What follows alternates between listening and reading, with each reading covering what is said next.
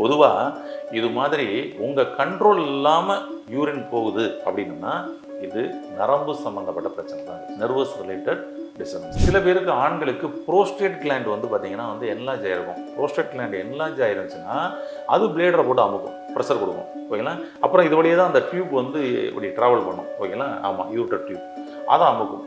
அப்போ பார்த்தீங்கன்னா அவர்களுக்கும் அதே போல் ஓயாமல் யூரின் வரும், கொஞ்சம் கொஞ்சமாக போயிட்டே இருக்கும், சரிங்களா. இதுதான் இப்படி ரூட் காசஸை பார்த்து சரி செய்யணும்.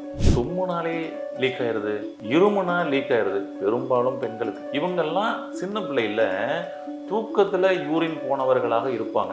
மேக்சிமம் அவங்க அப்படி தான் இருந்திருப்பாங்க. நீங்கள் பாருங்கள். இப்போ இருந்தாலும் பிளேடரை பலப்படுத்துறதுக்கு என்ன பண்ணலாம் அப்படின்றதுக்கு ஒரு ஈஸியான ஒரு டிப்ஸ் சொல்கிறேன், பயன்படுத்தி பாருங்கள். என்ன அப்படின்னா,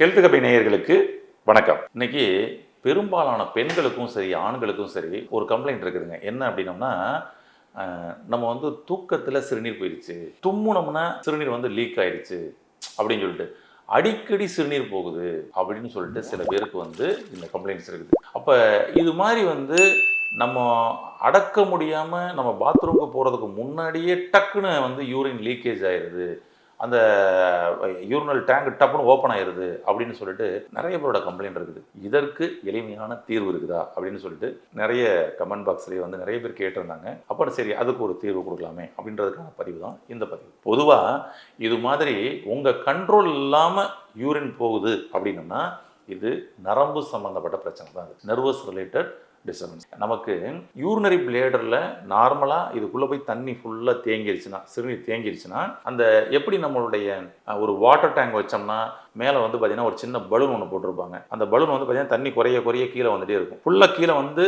தண்ணி அந்த பலூனை டச் பண்ணி விட்டு இறங்கிடுச்சுன்னா ஆட்டோமேட்டிக்காக மோட்டர் ஓடிடும். திரும்ப அப்படியே மேலே தண்ணி வர வர வர வர மேலே வந்துட்டே இருக்கும். மேலே வந்த உடனே தண்ணியோட லெவல் வந்த உடனே மோட்டர் ஆட்டோமேட்டிக்காக ஆஃப் ஆயிடும். இதெல்லாம் நம்ம வெளியில் ரெடி பண்ணோம், ஆனால் நமக்கு இறைவன் உள்ளுக்குள்ளே ஆட்டோமேட்டிக்காக பண்ணி வச்சுக்கிறார். இதை பார்த்து தான் நம்ம வெளியில் டேங்கை ரெடி பண்ணோம். பிளேடரில் அது மாதிரி கொஞ்சம் கொஞ்சமாக தண்ணி வந்துகிட்டே இருக்கும் பாருங்க.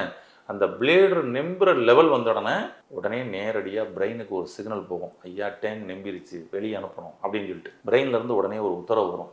இதெல்லாம் எது வழியே வரும்? இந்த நர்வஸ் மூலமாக இந்த சிக்னல் வரும். அப்போ நர்வஸ் மூலமாக இந்த சிக்னல்கள் போய் உடனடியாக பிளேடருக்கு அதை ஓப்பன் பண்ணி சிறுநீரை வெளியே அனுப்பணும். சென்சோரியல் நர்வு, மோட்டார் நர்வு அப்படின்னு சொல்லுவோம். சென்சோரியல் நர்வு மூலமாக என்ன பண்ணும், நமக்கு யூரின் போகணும் அப்படின்ற ஒரு உணர்வை கொடுக்கும் ஃபஸ்ட்டு. அப்போ யூரின் போகணுன்ற உணர்வு வந்த உடனே அதுக்கப்புறம் நம்ம கிளம்பி அங்கே பாத்ரூம் போகும்ல, அப்போ பார்த்திங்கன்னா மோட்டார் நர்வஸ் மூலமாக நமக்கு அதை ஓப்பன் பண்ணி சிறுநீரை வெளியேற்றக்கூடிய ஒரு வேலையை பண்ணும். பாருங்களேன், இப்படி அருமையாக உள்ளுக்குள்ளே ஒரு டிசைன் பண்ணிக்கிறார் இறைவன்.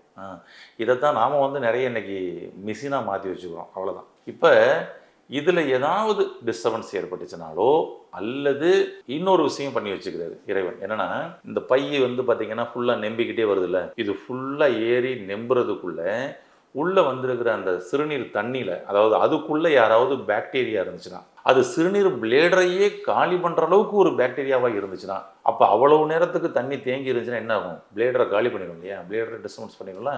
அதனால் என்ன பண்ணிக்காங்கன்னா, அவங்களுக்குலாம் முதல்ல உன்னையை காப்பாற்றிக்க, என்கிட்ட உத்தரவு கேட்குறலாம் அப்புறமா இருக்கட்டும். அப்படி ஒரு வேளை யாராவது உனக்கு அலர்ஜியை ஏற்படுத்தக்கூடிய நபர் யாராவது உள்ளே வந்துட்டா உடனடியாக வெளியேற்றி என்கிட்ட நீ கேட்கவே வேணும் அப்படின்னு. அதான் விஷயம். அப்போ என்னென்னா, அந்த பையில் இவருக்கு அலர்ஜி ஏற்படுத்துகிற மாதிரி ஏதாவது ஒரு கெமிக்கல் கழிவுகள் அந்த சிறுநீரில் வந்துருச்சுன்னா டக்குன்னு உடனே யூரின் போகிற மாதிரி உணர்வு வரும், போவாங்க, டக்குன்னு வெளியேற்றுவாங்க. இவங்கெல்லாம் யார் அப்படின்னம்னா பாருங்கள், மெடிசன்ஸ் ரெகுலராக எடுத்துக்கிட்டு இருப்பாங்க, கரெக்டுங்களா. பிளேடர் அங்கே கரெக்டாக ஒர்க் பண்ணிக்கிட்டு போய்கிட்டு இருக்கும் அப்போ கூட. ஆமாம். ஆனால் திடீர்னு கொஞ்சம் மாத்திரையை கொஞ்சம் மாற்றி சாப்பிட வேண்டிய ஒரு சூழல் ஏற்பட்டிருக்கலாம். நாங்கள் போனோம்னா பார்த்தீங்கன்னா கொஞ்சம் மாத்திரை மாற்றி தரேன் அப்படின்னு சொல்லிட்டு மாத்திரையை மாற்றி கொடுத்துருக்கலாம். இப்போ அந்த புது மாத்திரை எடுத்த உடனே அவங்களுக்கு பார்த்தீங்கன்னா யூரின் அடிக்கடி போகுது அப்படின்ற ஒரு கம்ப்ளைண்ட் ஏற்படும். அதுவும் இல்லாமல் முழுசாக போகாது, கொஞ்சமாக போகுது. அப்புறம் திரும்ப வர்றேன், இன்னொரு அரை மணி நேரத்தில் பார்த்தா திரும்ப கொஞ்சம் போகுது, இன்னொரு அரை மணி நேரத்தில் திரும்ப போகுது. ஐயோ, ½ hour ஒன்ஸ் போயிட்டே இருக்குதுங்க, இருந்தாலும் டேங்க் காலியான மாதிரி ஒரு ஃபீலே இல்லைங்க அப்படின்வாங்க சில பேர். இந்த மாதிரி வருவாங்க, சில பேர் வருவாங்க. ஃபஸ்ட்டு விஷயம் கேட்போம், இது எவ்வளோ நாளாக நடக்குது? இது இப்போ தாங்க ஒரு 2 மாதமாக. இந்த 2 மாதமாக நீங்கள் ஏற்கனவே சாப்பிட்டுக்கிட்டு இருந்த மாத்திரையிலேருந்து ஏதாவது மாற்றி எடுக்கிறீங்களான்னு கேட்டோம். எல்லா பேருமே ஆமாங்க. அவ்வளோதான். நீங்களுமே உங்களுக்கு இது மாதிரி சில பேர் உங்களுக்கு வந்துக்கிட்டு இருக்கலாம், இந்த வீடியோ பார்க்குறவங்களுக்கு. செக் பண்ணி பாருங்கள். எப்போ இருந்து மாறுச்சு, எப்போ இருந்து இந்த பிரச்சனை வந்துச்சு, அந்த சமயத்தில் நாம் மருத்துவர் நாடி ஏதாவது மாத்திரையை மாற்றணுமான்னு செக் பண்ணி பாருங்கள். 100% அப்படி தான் இருக்கும். அப்போ அந்த சமயத்தில் அந்த மாத்திரைகள் மாற்றணுன்னு அந்த கெமிக்கல் நமக்கு வந்து பார்த்திங்கன்னா இந்த பிளேடருக்கு ஏற்றுக்கலன்னு உடனே ஐயா உள்ளே வச்சுக்கிற கூடாது, இல்லைன்னா பிளேடர் காலி பண்ணிடும்னு சொல்லிட்டு என்ன பண்ணிடும்னா ஓப்பன் பண்ணி வெளியே அனுப்பிடும். அதனால தான் அவங்களுக்கு அடிக்கடி யூரின் போகிறது அப்படின்ற ஒரு நிலை ஏற்படும். அப்போ அடிக்கடி அந்த பை ஓப்பன் ஆகி போயின்னு என்னங்க தளர்ச்சி ஆயிரும் இல்லையா, தளர்ச்சி ஆயிரும். இதுதான் அப்போ என்னென்னா அவங்களுக்கு வந்து அந்த அந்த கிரிப் இல்லாதனால பாத்ரூம் போகும்புள்ள அவங்களால அடக்கக்கூட முடியாமல் டப்புன்னு ஓப்பன் ஆகி வெளியே வந்துடும். இப்படி அடிக்கடி சிறுநீர் கழிக்கக்கூடிய பலருக்கு அதுக்கப்புறம் வரக்கூடிய ஒரு பிரச்சனை தான் பாத்ரூம் போனால் கூட என்னால் வந்து அடக்கவே முடியலைங்க அப்படின்னு சொல்லிட்டு அதுக்குள்ளே லீக் ஆயிரும் ரசம். பிளேடர் பலவீனம். சில பேருக்கு ஆண்களுக்கு ப்ரோஸ்டேட் கிளாண்ட் வந்து பார்த்திங்கன்னா வந்து என்லார்ஜ் ஆகிருக்கும். ப்ரோஸ்டேட் கிளாண்ட் என்லார்ஜ் ஆயிருந்துச்சுன்னா அது பிளேடரை போட்டு அமுக்கும், ப்ரெஷர் கொடுக்கும். ஓகேங்களா. அப்புறம் இது வழியே தான் அந்த டியூப் வந்து இப்படி ட்ராவல் பண்ணும். ஓகேங்களா. ஆமாம், யூட்டர் டியூப் அதை அமுக்கும். அப்போ பார்த்தீங்கன்னா அவர்களுக்கும் அதே போல் ஓயாமல் யூரின் வரும், கொஞ்சம் கொஞ்சமாக போயிட்டே இருக்கும். சரிங்களா. இதுதான் இப்படி ரூட் காசஸை பார்த்து சரி செய்யணும். பெண்களுக்கு யூட்ரஸ், பல்க் யூட்ரஸ், அது பிளேடர் அமுக்கும். அப்போ அவங்களுக்கு அடிக்கடி வந்து சிறுநீர் போகும். அப்போ முதல்ல நம்ம சரி பண்ண வேண்டியது பல்க் யூட்ரஸ். ஆனால் ஓயாமல் சிறுநீர் போயிட்டே இருக்குன்னு சொல்லி நம்ம போய் என்ன பண்ணுவோம்னா யூராலஜி டாக்டரை பார்த்துட்டு அவங்களுக்கு ஏதாவது இதை ஸ்டாப் பண்ணுறதுக்குன்னு மெடிசன் சாப்பிட ஆரம்பிச்சிருக்கோம். இப்படி தான் சிம்டம்ஸ் ஆஃப் பண்ண முயற்சி செய்கிறோம், மூல காரணத்தை சரி செய்யாமல். கடைசியில் அது அடுத்தது பிரச்சனைகளாக போயிட்டே இருக்குது. இதுதான் ரைட்டுங்க. இப்போ நம்ம இன்னும் சில பேருக்கு இந்த மாதிரி தும்முனாலே லீக் ஆயிடுது, இருமுனா லீக் ஆயிடுது, பெரும்பாலும் பெண்களுக்கு. இவங்கெல்லாம் சின்ன பிள்ளையில் தூக்கத்தில் யூரின் போனவர்களாக இருப்பாங்க. மேக்சிமம் அவங்க அப்படி தான் இருந்திருப்பாங்க. நீங்கள் பாருங்கள், அப்போ தூக்கத்திலேயே சின்ன குழந்தையா இருக்கிறப்ப யூரின் போயிடும், யூரின் போனப்போ அதுக்கே தெரியல, யூரின் போன மாதிரியே தெரியல அப்படின்னு சொல்லிட்டு. இதெல்லாம் விட இன்னொரு முக்கியமான ஒரு விஷயம் இருக்கும். அவங்களுக்குள்ள பயம் என்ற உணர்வு அவர்களிடம் அதிகமாக இருக்கும். அவங்களுடைய சப்கான்சியஸ் மைண்டில் பயம் என்ற பதிவு ஸ்ட்ராங்காக பதிவாயிருச்சு. எப்போ? சின்ன பிள்ளையிலேயே. அந்த சின்ன பிள்ளையிலேயே பயம் என்ற பதிவு ஸ்ட்ராங்காக பதிவானதனுடைய விளைவுகள் அவங்களுடைய பிளேடரை வீக்னஸ் பண்ணி யூரினை வெளியேற்றுறது. நீங்கள் பாருங்கள், நம்ம நார்மலாக இருக்கிற ஒரு பெர்சனுக்கே திடீர்னு நீங்கள் ஒரு பயத்தை கொடுத்துருங்க பார்ப்போம். ஒரு பயம் கொடுத்த உடனே அவங்களுக்கு முதல்ல யூரின் தான் வரும். ஐயோ அடக்கவே முடியலங்க, யூரின் வருதுங்க அப்படின்னு. சில பேர் நீங்கள் சில படங்களில் பார்த்துருக்கலாம். அந்த வடிவேலு ரொம்ப அருமையாக நடிச்சு காமிப்பார். பயம் வந்துருச்சு அப்படின்னா அவருக்கு பார்த்தீங்கன்னா டப்புன்னு ஓப்பன் ஆகி லீக் ஆகி தண்ணி போயிட்டு இருக்கும். அப்போ என்னன்னா பயம் என்ற உணர்வு வந்தால் உங்களுடைய பிளேடர் வீக் ஆகி டேங்க் ஓப்பன் ஆயிரும். அவ்வளோதான் விஷயம். அப்போ அந்த சின்ன குழந்தையிலிருந்தே அவர்களுக்கு இருக்குதுன்னா பயம் என்ற உணர்வு இருக்கும். பயத்தை முதல்ல போக்கணும். அப்போ தான் பிளேடர் ஸ்ட்ராங் ஆகும்.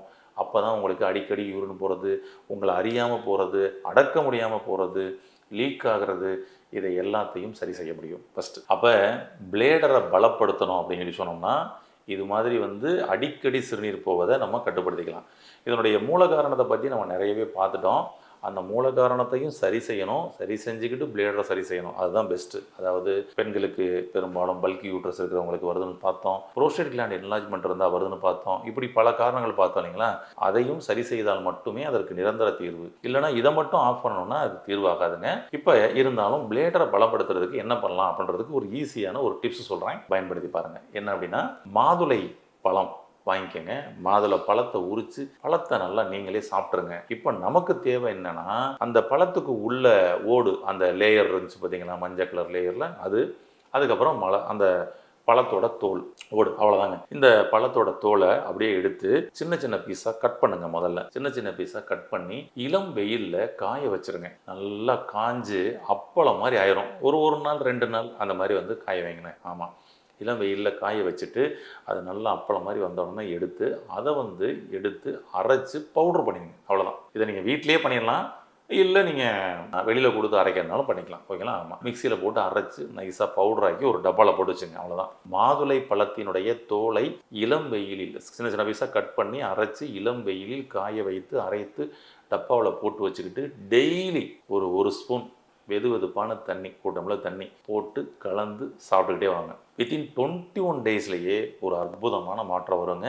உங்களுடைய பிளேடர் நல்லா ஸ்ட்ராங் ஆகும். அப்போ பிளேடர் நல்லா ஸ்ட்ராங் ஆகணும்னா யூரின் இந்த மாதிரி லீக்கேஜ் ஆகிறது தடுக்கப்படும். உங்கள் கண்ட்ரோல் இல்லாமல் யூரின் போகிறது தடுக்கப்படும். பாத்ரூம் போகும்போது லீக் ஆகுதுன்றதெல்லாம் தடுக்கப்படும். பிளேடரை இந்த மாதிரி மாதுளைப்பழ தோலை பயன்படுத்தி உங்களுடைய சிறுநீரக பையை பலப்படுத்தி யூரின் உங்கள் கண்ட்ரோல் இல்லாமல் போகிறதை கட்டுப்படுத்தி ஆரோக்கியமாக வாழ வாழ்த்துக்கள். நன்றி. இந்த வீடியோ உங்களுக்கு பிடிச்சிருந்தா லைக் பண்ணுங்க, ஷேர் பண்ணுங்க, கமெண்ட் பண்ணுங்க. மறக்காம ஹெல்த் கஃபே தமிழ் சேனலை சப்ஸ்கிரைப் பண்ணிட்டு பெல் பட்டனை கிளிக் பண்ணிடுங்க.